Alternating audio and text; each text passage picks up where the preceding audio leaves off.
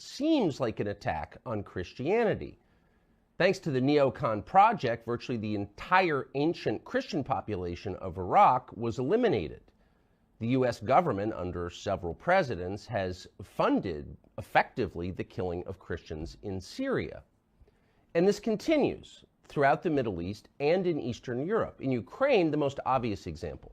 The Ukrainian government has now banned an entire Christian denomination, and virtually no one in the United States has said anything about it. We thought it would be worth learning more. Bob Amsterdam is an attorney representing that denomination. He joins us now. Mr. Amsterdam, thank you very much for coming on. Explain, if you would, to people who haven't been following this, what's the denomination, what's its status now, and why? The Ukrainian Orthodox Church is the home of Orthodoxy in Ukraine. It's been around for 1,000 years.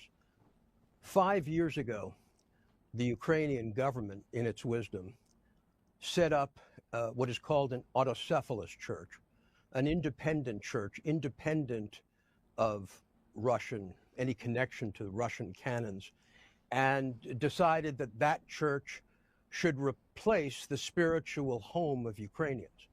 That church, called the OCU, has been engaged in an absolutely vicious, unlimited campaign to steal property, harass, intimidate, and jail clerics, force conscription on believers, act in a manner that is almost unbelievable in a civilized society. And they'll use the excuse that this church, which, by the way, completely separated from Moscow in May of last year, is somehow connected to the Russian FSB. But based on the testimonies I've reviewed, there seems to be little substance to this allegation. And in fact, there are other institutions in Ukraine, like the secret police, who have been far more infiltrated by Russia than this particular church. Yet there is a reason for it, and it's a sad reason. The politicians in Ukraine, including perhaps the president, want to take the populist vote of those behind this new church, and therefore feel it is in their political interests to destroy this ancient branch of Christianity.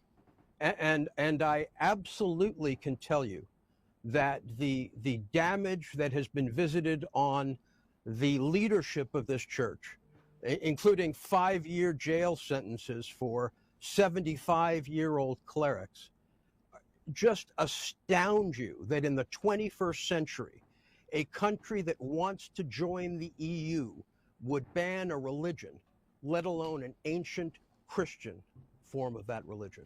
And moreover, a country whose functions of government and national defense are effectively solely funded by the United States taxpayer. So I think Americans have an interest in this.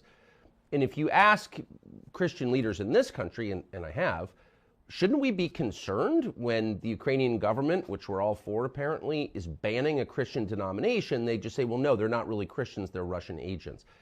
If you could respond to that in a little more detail. You know, I'd be happy to, because firstly, I carry no water for Putin. I'm banned from Russia. I defended one of Putin's biggest enemies.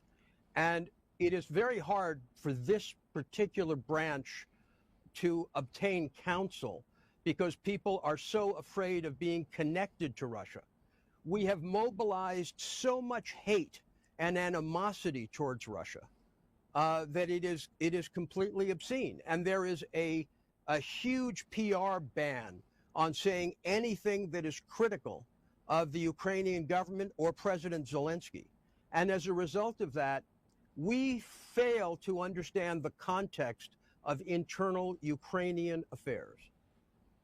And the Russian connection, the allegation of FSB connections, were it to be true, the evidence against these 4 metropolitans would be substantive, and yet they're painfully inadequate. The charges of one metropolitan who has 400 children he's adopted relates to hurting the feelings of other Christians or other denominations. I mean, these charges are on their face political charges.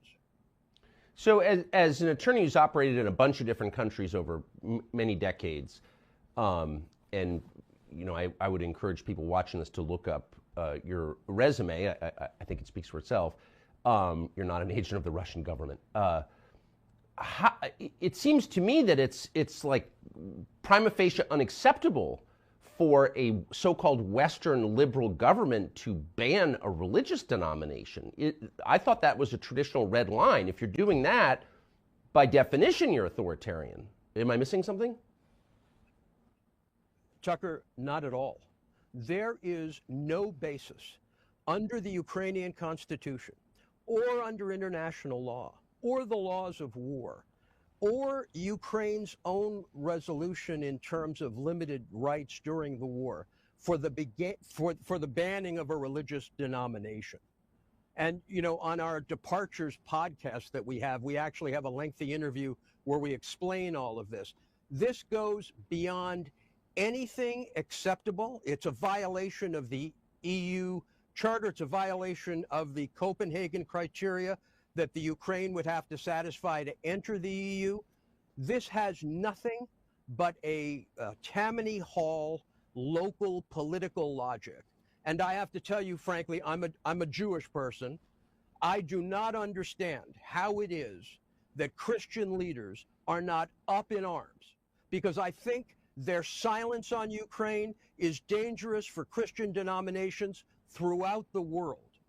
And I'll tell you, part of the reason I'm doing that is because of my concern for Christian brothers and sisters and what it means for them, that we see raids on churches, we see violence, we see balaclava-covered individuals beating clergy, kidnappings. It is completely shocking. The UN has spoken out. German experts on orthodoxy have spoken out. Many Orthodox denominations don't recognize the, quote, new state church that the Ukraine have set up. And it is shocking to me that a country such as the United States with strong Christian leadership, I thought, could allow this to go on. Because what the Ukrainians try to tell you is that it's the same religion, this OCU state church is the same religion. But in fact, my clients, the church I represent, their prayers are in Church Slavonic.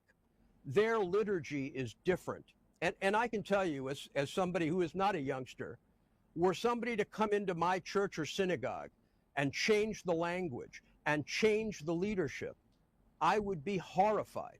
Yes. There's nothing more intimate than one's relationship to his God. And this intervention for callous political purposes is unacceptable, and it is shameful that not only Christian, but all leaders of all denominations have not spoken out against the Ukrainian government. Well, it does seem a little weird that it falls to a Jewish lawyer from the U.S. to defend a Christian denomination, and bless you, sincerely bless you for that. But where is Russell Moore, the editor of Christianity Today? Where is the Senate Majority Leader, Mitch McConnell, a purported Christian? I mean, they're backing this. What is that? Do you have any theory as to why this is happening? Yes. The Ukraine lobby is immensely powerful. And there is a humongous ban on truth right now in the United States with respect to what's happening in Ukraine. Many of our leaders in the United States aren't even hearing this. It's the same in Europe.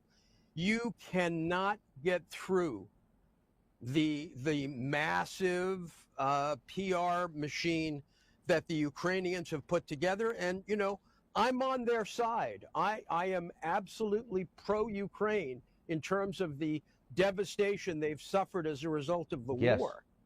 But why that is being channeled against my clients, the Holy Synod, men who are dedicated to God, and their followers, who, let me be frank, are the most devout part of the Ukrainian populace. Why these innocents are being persecuted in this way is beyond my comprehension. Probably because they are the most devout. I have to say, there's so few people of principle left in our public conversation, and you're demonstrably one of them. Grateful for what you're doing. and for telling us about it. Mr. Amsterdam, thank you very much. Thank you. Young people